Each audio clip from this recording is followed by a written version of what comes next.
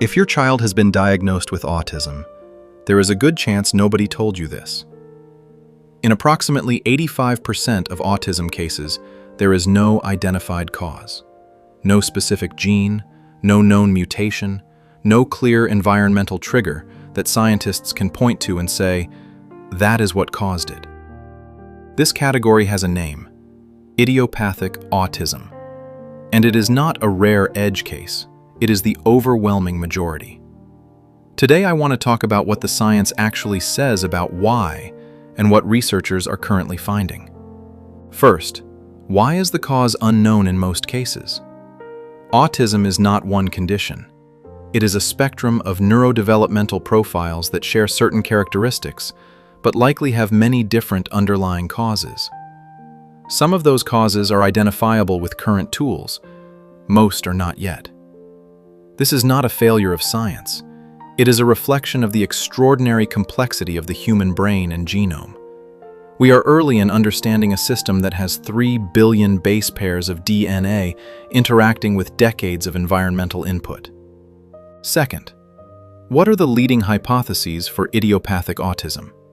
Researchers are actively investigating several overlapping explanations. The first is polygenic risk.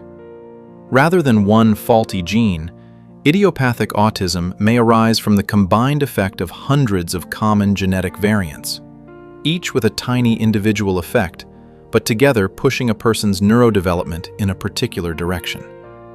No single variant is the cause. The combination is.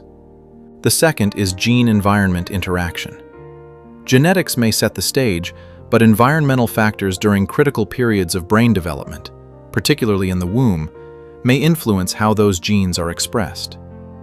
Researchers are examining factors including advanced parental age, prenatal inflammation, maternal immune activation, and exposure to certain environmental compounds.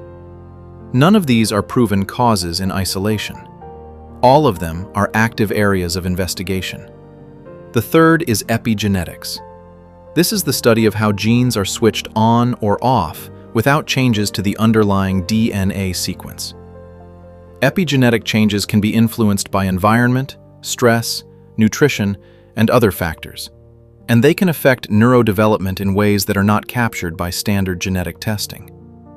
This is one of the most exciting and rapidly evolving areas of autism research right now. The fourth is the role of rare variants we have not yet discovered.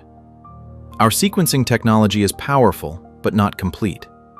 There are likely genetic variants contributing to idiopathic autism that we simply have not identified yet. As whole genome sequencing becomes more accessible and datasets grow larger, new variants are being discovered regularly. Third, what does the current research tell us practically? A few things are becoming clearer. Idiopathic autism is not caused by vaccines. This has been studied exhaustively across millions of children in multiple countries. The evidence is unambiguous. Idiopathic autism is not caused by parenting. The discredited theory of the refrigerator mother was abandoned by science decades ago.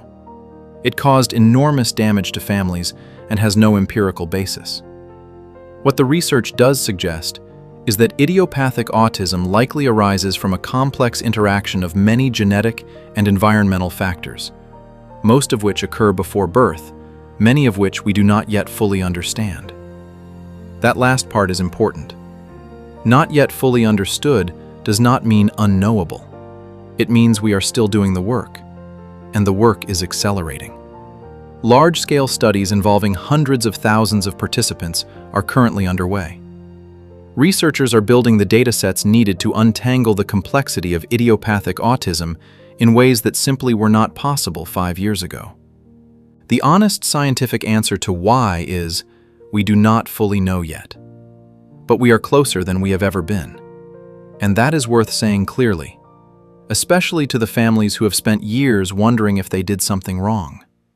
You did not. Follow for more real neuroscience.